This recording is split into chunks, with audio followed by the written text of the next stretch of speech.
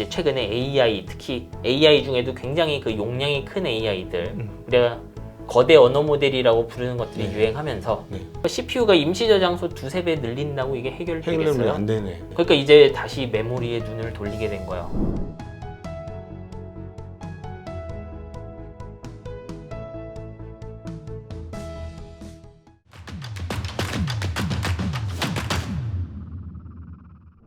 안녕하십니까. 증시학도 TV 시청자 여러분, 투자자 여러분, 도기말 여러분, 10만 금융전사 여러분 모두 반갑습니다. 자, 여러분이 너무너무 좋아하시는 한국 반도체 최고의 작가님을 모셨습니다. 정인성 작가님 모셨습니다. 어서 오십시오. 네, 안녕하세요. 네, 안녕하십니까. 반도체 한국 수출이 이제 빠르게 2월부터 수출 증가가 나타나기 시작하면서 뭔가 부활의 나팔이 불리고 있는 그런 상황인데요. 기술이 결국 어려워지면서 갑자기 이제 후공정이라는 표현은 이제 맞지 않다. 많은 분들이 어드밴스드 패키지라 이렇게 표현을 해라. 무슨 후공정이냐. 그거는 이제 전공정이 대단할 때 후공정을 좀 오사트 업체라든가 뭐 이런 정도로 넘길 때 단어가 후공정이지. 근데 뭐 저희는 뭐 어차피 전공정, 후공정 모르는데 일반인들은 그냥 전공정이고 후공정 해도 되는데 어쨌든 굉장히 발끈하세요. 지금 요즘에 후공정이 이렇게 중요해진 이유를 한번 설명하고 이제 한번 제일 넘어갈까요? 큰 문제는 지금까지 우리가 반도체 혹은 이 앞에 있는 컴퓨터, 뭐 스마트폰의 성능을 향상시켜준 전공정이 너무 힘들어서 그래요. 네. 지금까지 우리가 어떤 반도체를 만들면 전공정의 힘이 정말 강했어요. 우리가 보는 CPU나 GPU, 뭐 AI 어떤 칩이 됐건 기능을 높이려면 어떻게 하면 돼요? 첫 번째로는 동일한 사이즈 안에 더 많은 소자, 트랜지스터를 집어넣으면 돼요. 네. 트랜지스터 1억 개 들어가던 곳에 10억 개 들어가면 메모리 용량을 10배로 늘고 네. CPU의 코어 개수 10배 느니까 최대 성능 10배로 늘어나고 이런 시대였던 거죠. 근데 이제 그런 게 점점 힘들어져요.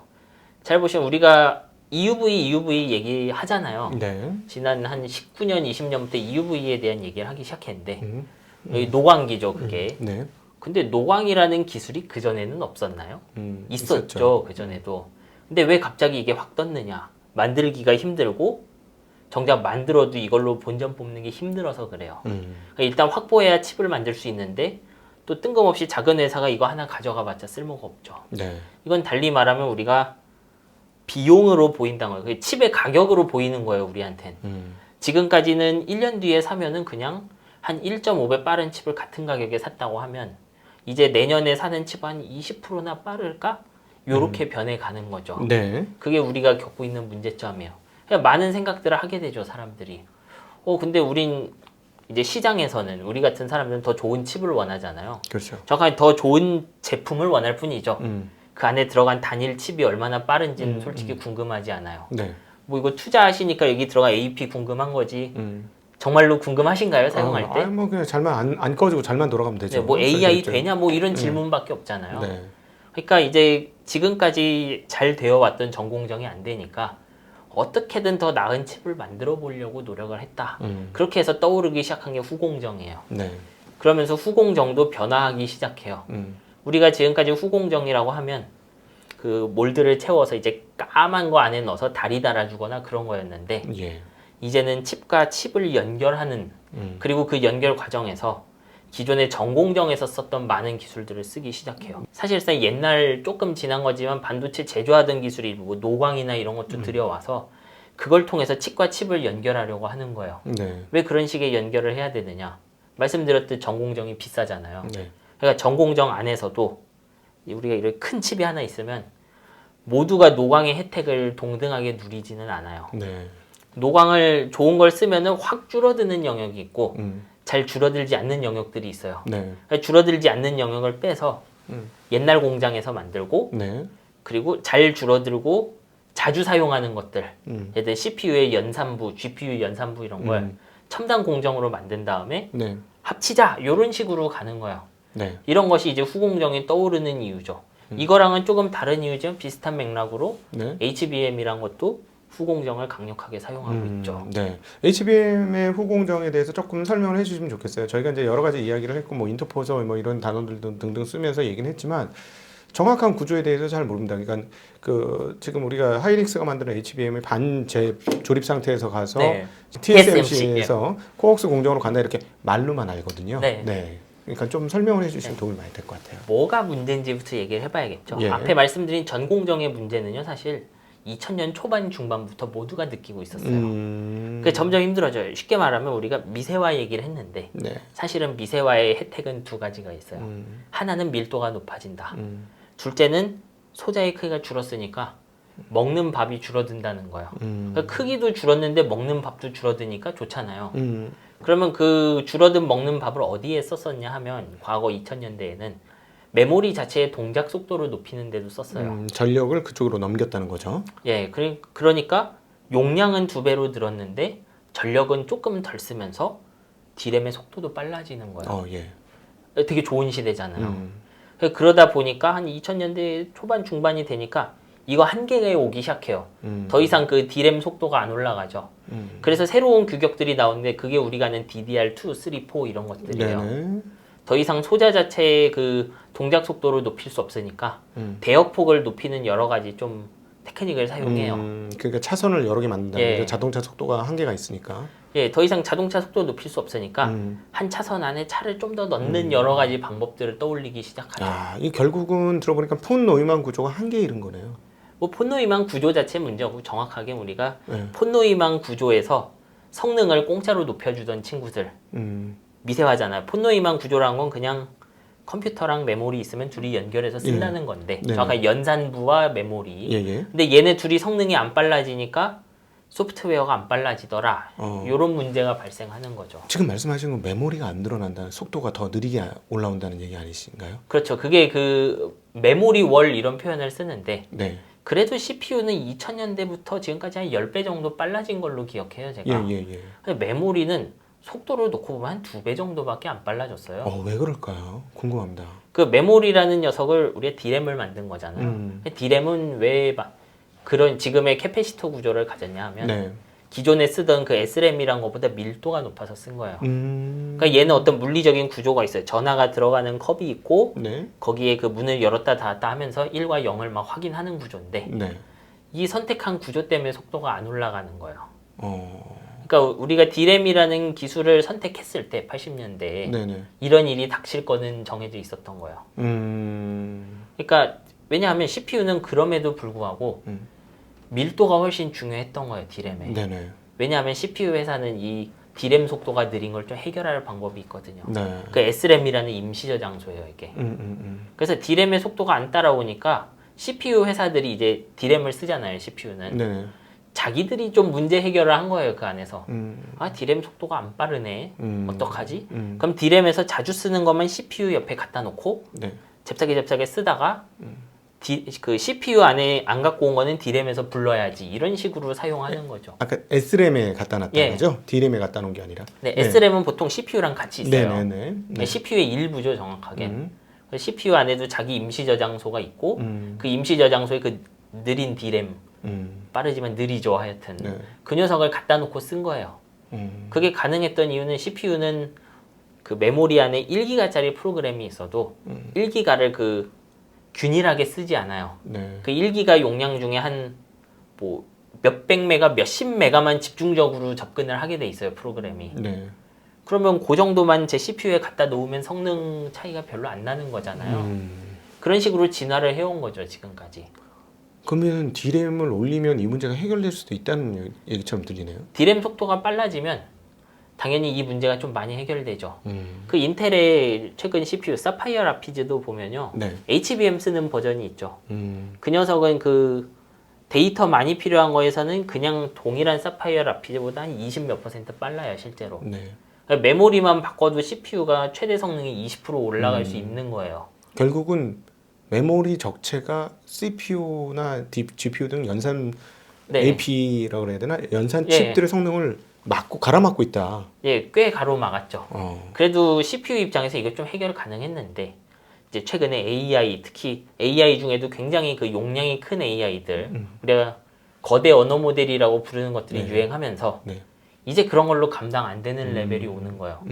예를 들면 우리를 놀라게 했던 챗GPT 네. 이거 용량이 얼마냐면 패러미터가 1750억 개. 네. 한번 메모리 용량으로 따지면 340기가에서 680기가. 근데 이 용량이 얼마나 거냐면 CPU의 임시 저장소는요. 끼켜봐 몇백 메가 정도밖에 안 돼요.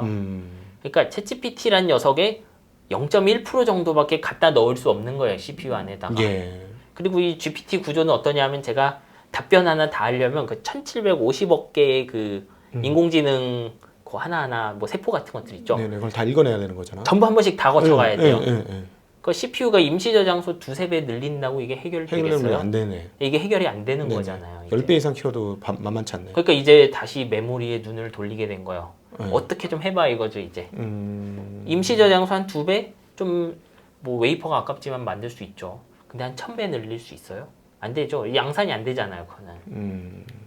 그래서 그 SRAM을 늘리는 게 얼마나 힘드냐 하면 최근에 보면 웨이퍼 한 장에 이렇게 GPU 같은 거 이제 인공지능 칩이라고 웨이퍼 한 장만한 칩을 만드는 회사가 있어요. 세레브라스라고. 네. 근데 그 SRAM 용량 다 합치면 80기가 정도밖에 안 돼요. 한 장 다 해. 그러니까 이렇게 30cm, 지름 30cm 30cm 지름 안에 있는 메모리 용량이 300mm 웨이퍼. 예. 그 HBM 스택 몇 개 정도밖에 안 되는 거예요. 아. 이게 지금 메모리가 핫해지는 원인인 거예요. 그러면 GPU나 CPU 성능 향상처럼 DRAM 성능 향상을 더 시키면 될 거 아닙니까? 어떤 식으로든지. 그게 HBM이죠. 에? 맞아요. HBM 그냥 붙인 거일 뿐이잖아요. 그게 핵심인 거예요. 이게 예를 들면 말씀드렸듯이 DDR 메모리가 자기 차선을 유지한 채 성능 높이는 게 힘들어진 거잖아요. 미세화가 미세화로 그 절약이 잘 안 되니까. 아, 미세화로 더 이상 절약이 안 돼요? DRAM이? 조금씩 되죠. D램의 속도를 뭐 2년 뒤에 동일한 차선 개수를 2배로 빠르게 할 수는 없는 거예요. 우리가 D램 칩을 하나 만들면요. 얘가 데이터 나가는 차선의 개수가 있고 그렇죠. 차선의 최대 속도가 있어요. 그러겠죠. 당연히. 그게 우리가 생각하는 D램의 속도인 거죠. 그럼 과거에 2000년대까지 우리가 D램 성능을 어떻게 높였냐 하면 차선 한 8개 정도 두고 칩 하나예요. 칩 하나 차선 8개 놓고 차선의 최대 속도를 계속 높인 거예요. 제한 속도 높이듯이 고속도로에서. 네. 근데 우리 자동차의 최대 속도를 높이면 연비가 떨어지죠, 실제로. 그렇죠. 아, 120km 넘으면 연비 팍팍 떨어집니다. 네. 속도가 2배 되면 연비는 2배 넘게 떨어져요. 아, 전기 사용량이 엄청 는다는 예, 말씀이시죠? 얘도 똑같아요. D램도 그래요. 지금도 D램 중에 좋은 거 집으면 속도 2~3배 늘 수 있는데 이제 활활 불타는 칩이 되겠죠. 아. 현실적으로 쓸 수 없는 속도가 되는 거예요. 그래서 어떤 선택을 했느냐? 차선을 늘려보자요. 차선을 그걸 우리가 일컬어 I/O 개수를 늘린다. 네, 그 얘기죠? 그게 I/O죠. 인풋 아웃풋 개수고 그런 칩의 대표 주자가 GDDR이에요. 그 우리 일반적인 게이밍 카드나 네. 추론 카드에 사용하는 그 GDDR이라고 부르죠. 네네. 그래픽 DDR 메모리가 그런 녀석이에요. 음. 차선이 아마 32개인가 있을 거예요. 네. 그렇게 32개의 차선을 쓰면요. 예를 들면 8차선인 녀석은 속도 4배여야 동일한 대역폭이 나오죠. 네. 그러면 32차선인 애는 4분의 1 속도로도 동일한 대역폭이 나오죠. 그리고 전기는 적겠어요, 그러면.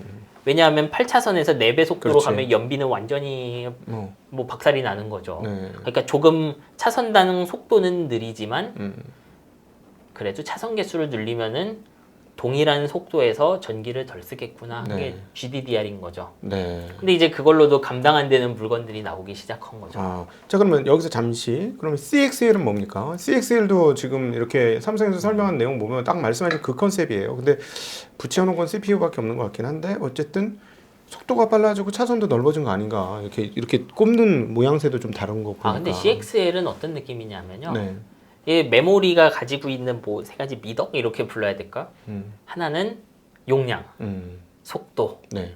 뭐 그리고 뭐 전성비 이런 게 네네. 있겠죠. 전기들 먹는 거. 근데 CXL은 어디를 노리는 녀석이냐 하면요, 실제로는 용량이 크게 필요한데 접근하는 그 데이터 양은 적은 경우에 좀 더 유리한 녀석이에요. 응? 무슨 말인지 잘 모르겠네.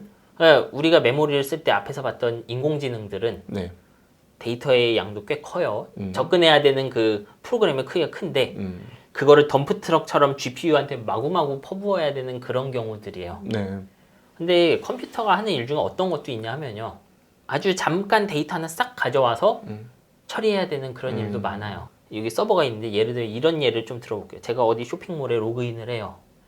그러면은 쇼핑몰이 저라는 사람이 누군지 찾아야 되죠. 그러면 자기 데이터베이스 안에서 뭐 예를 들면 정인성, 곽상준 이런 이름을 찾아야 되겠죠. 네. 찾는다는 게 뭘까요? 메모리에서 뭔가 데이터를 가져와 갖고 이게 정인성인지 아닌지 비교하고 네. 맞으면 데이터 취하고 아니면 딴 거 갖고 와서 계속 다 살펴보는 거잖아요. 네. 근데 요런 녀석들을 보세요. 한 번 가져와서 비교하고 한 번 가져와서 비교하고 그렇죠.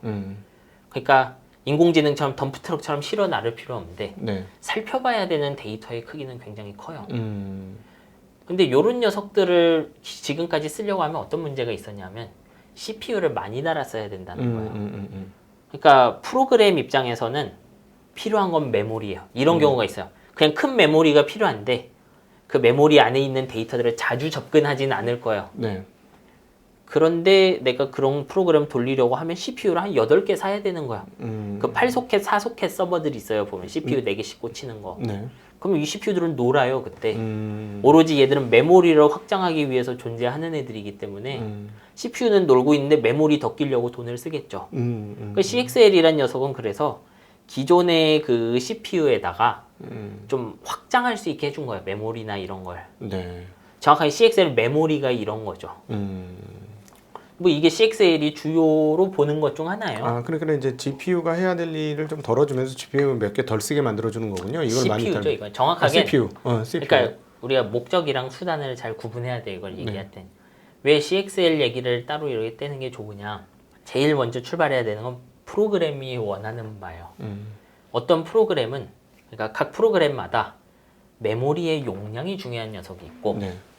메모리의 그 속도가 중요한 녀석도 있고 그래요. 그렇죠. 근데 여기서 아까 말한 HBM 쓰는 인공지능은 메모리의 속도랑 용량이 다 중요해요.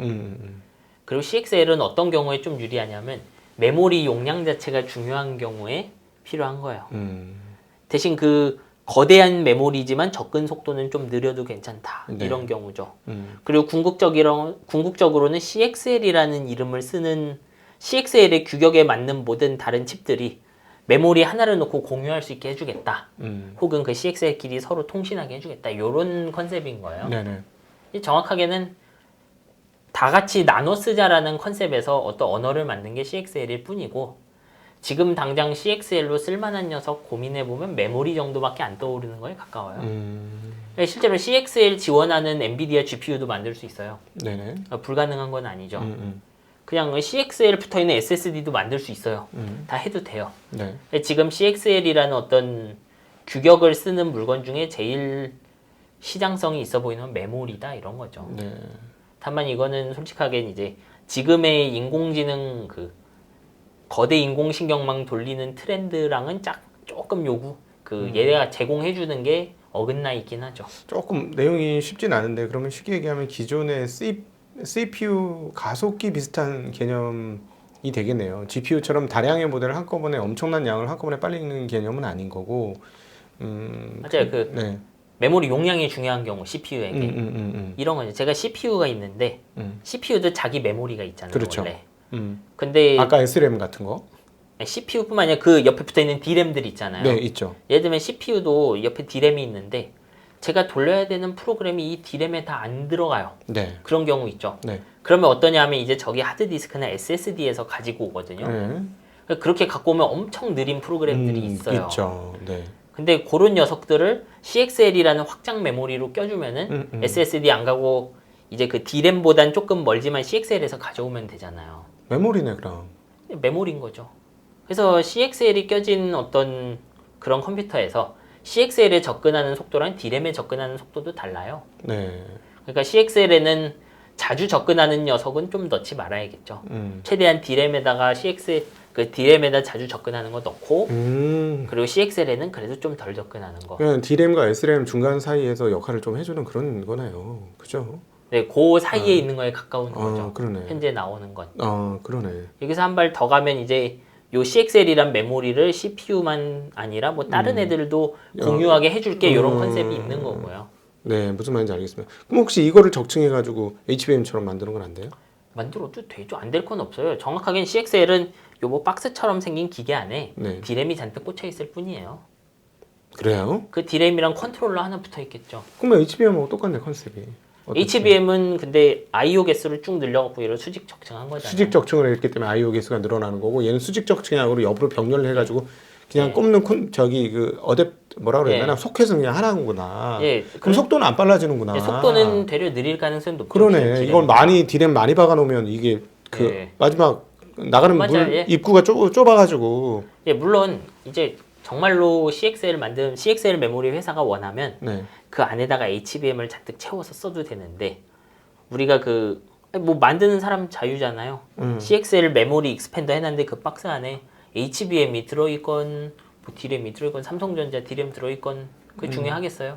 꽂으면 돌아가는 게 중요한 거지. 근데 꼽는 게 네. 차이가 있으니까 HBM만큼의 어떤 그렇죠. I/O 확장이 안 되는 거잖아요. 예, 그게 안 입구가 되죠. 좁아버리니까. 예, 애초부터 CPU가 사파이어 라피즈나 이런 다이 보면 그 CXL 데이터 폭이 보이잖아요. 그러니까 그 안에 HBM을 넣어도 의미가 없는 것 뿐이죠, 지금. 왜냐하면 HBM이 내부에서 엄청 빨라도 그 메모리 익스팬더 박스를 나가는 네. 속도가 느리잖아요. 네네네. 그 소용이 없는 거예요. 그러니까 지금 여기서 기술적으로 한 번 더 여쭤보면 HBM이 그렇게 I/O가 높은 거는 쉽게 얘기하면은 HBM 1층 바닥에 네. 전극이 네.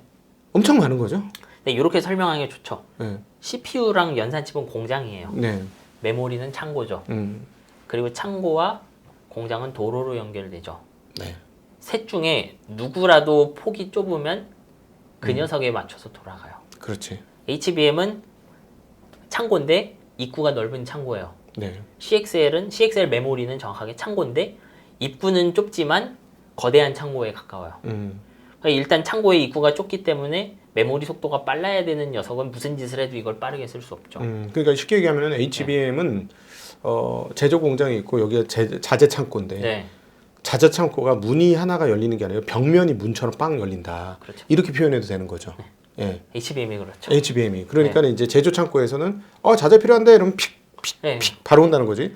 이게 지게차가 그냥 한 대가 통로가 가서 차 들어오는 게 아니고 지게차가 줄 서 있다가 한 20대, 24대가 들어있다가 쭉 한꺼번에 들어가는 개념으로. 네. 지금으로서는 1024개의 지게차가 한꺼번에 움직일 수 있는 길을 만들어줬다는 예, 맞아요. 거죠. 예. 그래서 HBM을 사용하는 곳들은 그 물류의 특성이 그 자재를 한 번에 잔뜩 실어 날라야 되는 거. 얘는 철강을 뭐 10,000톤씩 옮겨야 된다. 이런 형태인 거예요. 그 CXL은 어떠냐 하면 좀 쇼핑몰에 가까워요. 네. 고객 하나 들어오면 물건 하나만 가져가요. 근데 다뤄야 되는 물건이 엄청 많은 경우야. 뭐 다이소? 뭐 이런 느낌인 거죠, 거의. 그렇죠. 뭐 무슨 제품 찾는데요. 근데 너무 많아서 찾을 수가 없어. 바로 찾아볼게요. 탁. 네, 그러면 그거 나오죠. 다 외우고 있는 애가 그냥 딱 예. 갖다 주는 거야. 그리고 네. 들고 나와야 되는 건 크지가 않죠. 네. 하지만 창고가 작으면 비즈니스가 안 되죠. 그렇지. 그런 특성을 가지고 있는 거예요. 아, 네. 그러니까 CXL은 제가 예를 들면 GPU에 끼려고 해봤자 그 자체 입구 문제 때문에 빨라지지 않아요. 그래서 HBM은 어떻게 만든 것이냐. 일단 아까 말씀드린 것처럼 미세화가 힘들기 때문에 제가 차선 개수를 줄인 채 속도를 높이면 연비가 이제 엉망진창이에요. 네. 그래서 어떻게 하냐면 도로를 넓히기로 했어요. GDDR은 32개였죠. 근데 이제 거기서 확 나가서 데이터 선 128개, 256개를 칩 하나에 만들자. 일단 여기서 출발을 해요. 네. 그게 HBM에 들어가는 D램 다이 하나예요. 그래서 실제로 HBM 다이도 다이 하나만 뭐 예를 들면은 GPU에 낀다 이렇게 적층하기 전에 그래도 GDDR보다 빠르긴 할 거예요. I/O 개수는 많을 테니까. 예, 4배 많으니까 당연히 네. 빠르겠죠. 네네. 근데 하려면 아예 끝장을 봐야죠. 이제 이렇게 생각을 하는 거예요. 야, 우리 그러면 이제 128에서 256개 I/O 있는데 이거를 위로 쭉 쌓으면은 밑에서 봤을 때 뭐 1,000몇 개, 2,000몇 개 보일 거죠, 데이터 선이. 네네. 그러면 훨씬 빠르지 않을까 이거죠. 그런 컨셉으로 출발한 게 HBM이에요. 네. 그 이외에 베이스 다이나 이런 건 그걸 하려고 했더니 필요한 것들을 다 들어간 것 뿐이에요, 실제로는. 네. 왜냐하면 제가 칩을 얘를 위로 쌓으려면 칩은 이제 예전에 말씀드렸는데 웨이퍼가 있으면 바닥에서 출발해서 천장을 통해서 세상이랑 통신한다고 했죠. 네네. 그러니까 바닥에는 아무것도 제가 만들 수 없어요, 원래. 그 천장을 통해서 바깥이랑 통신해야 되는데 네. 그래서 칩이 하나 있으면 천장에서 이렇게 금속선을 빼갖고 다른 칩에 꽂을 수가 있죠. 네. 근데 칩을 한 2개, 3개 쌓았다고 생각해 보세요, D램을. 그러면 사이에 끼인 D램은 어떻게 세상이랑 통신해야 되나요? 네. 바닥으로는 통신할 수 없고 천장은 막혔잖아요. 딴 놈 때문에 막혔죠. 네네. 그러면 어떻게 얘가 GPU, CPU랑 통신을 하겠어요? 안 되죠. 그러니까 가운데 뚫어버립니다. 네네. 뚫어갖고 이제 그 바닥으로 들어가게 만드는 거예요. 네. 그래서 쓰는 게 얘들 TSV를 쓰는 거죠. 네. 스루 실리콘 비아. 네. 이제 그래서 나온 게 지금 HBM인 거죠. 네. 그러니까 아예 그 대역폭 끝장을 보자. 이 컨셉은 2010년도, 2009년 말에 이미 나왔죠. 근데 또 이제 여기서 또 하나 중요하게 설명을 해주셔야 될 게 기술적인 흐름들이 그 자체로는 됐는데 이게 또 GPU하고 I/O 개수가 그 서로 맞아가면서 딱딱딱딱 통신이 잘 돼야 되는데 네, 당연히. 기존의 PCB판에는 불가능한 거 아닙니까 이게? 그렇죠. 왜냐하면 우리 디램 다이 해봤자 가로 세로 뭐 한 2cm, 3cm 이럴 거예요. 디램 다이는. 네네. 근데 아까 IO가 몇 개라 그랬어요? 그러니까. 최대 256개죠. 네. 보통 보면은 파워도 IO 개수만큼 있어요. 그럼 500개가 넘겠네요. 그 디램에 접근하려면 주소도 있어야 되니까 주소도 한 64개 있을 거예요. 그러면 가로 세로 뭐 2cm, 3cm 되는 곳에 전극이 그 칩 하나당 몇백 개가 있는 거예요. 그리고 그런 거 8개 쌓았으니까 맨 밑에서 보면 몇천 개가 있겠죠. 일반 디램보단 클 거예요, HBM이.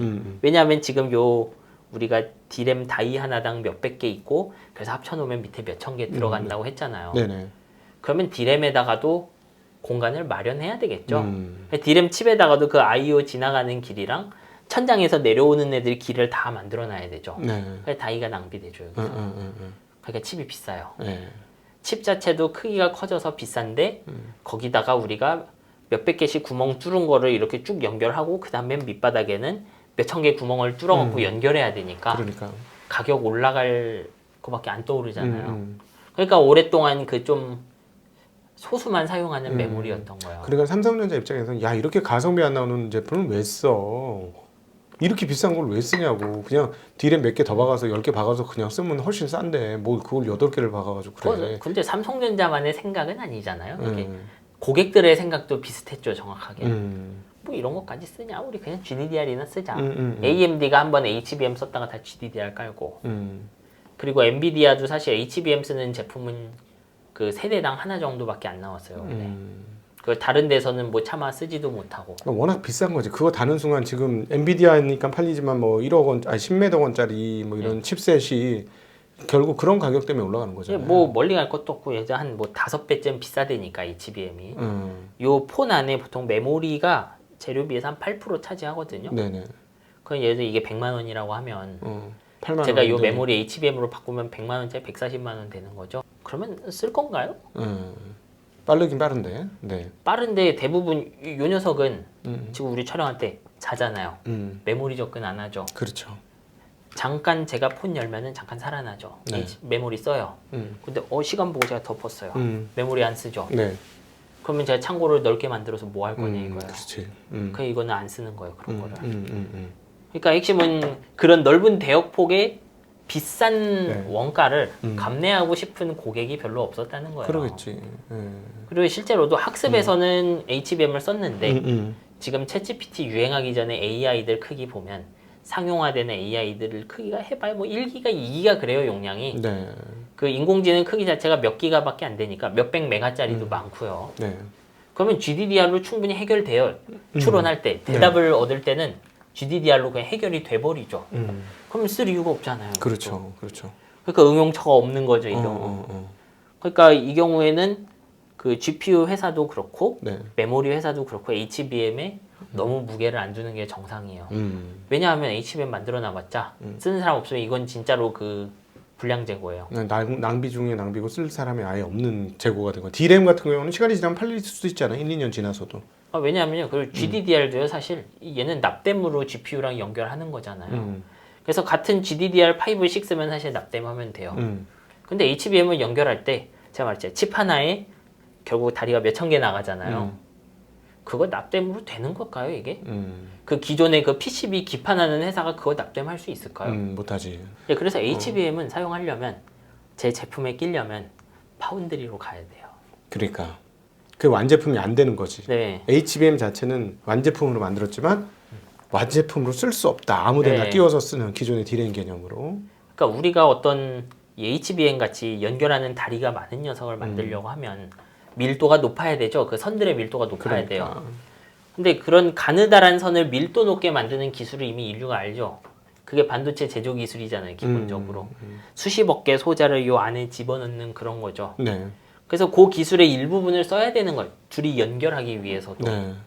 그래서 그 어드밴스드 패키징은 많이 다르다라는 얘기를 하는 거야. 아 저는 그래서 자꾸 그 얘기를 들으니까 일반인 시각으로 막 약간 그럼 다이 밑에 다이 하나 더 쓰는 거야? 뭐 그런 생각이 드는 거야. 그걸 그렇게 연결시켜 좀 자유롭게 전자가 오가는 건가요? 네, 그게 정확하겐. 어. 그래서 HBM이랑 GPU를 연결하려면 이런 식으로 하는 거야. 제가 그냥 그 몇천 개 되는 다리 중에 뭐 I/O 하면은 뭐 천몇 개 들어갈 텐데 GPU랑 그거를 납땜으로 연결할 수가 없잖아요. 네. 그래서 이런 식으로 밑에 웨이퍼를 한 장 놓고 웨이퍼 옆에다가 HBM 놓고 GPU를 놔요. 맞네. 다이 위에 다이 놓는 거네. 네.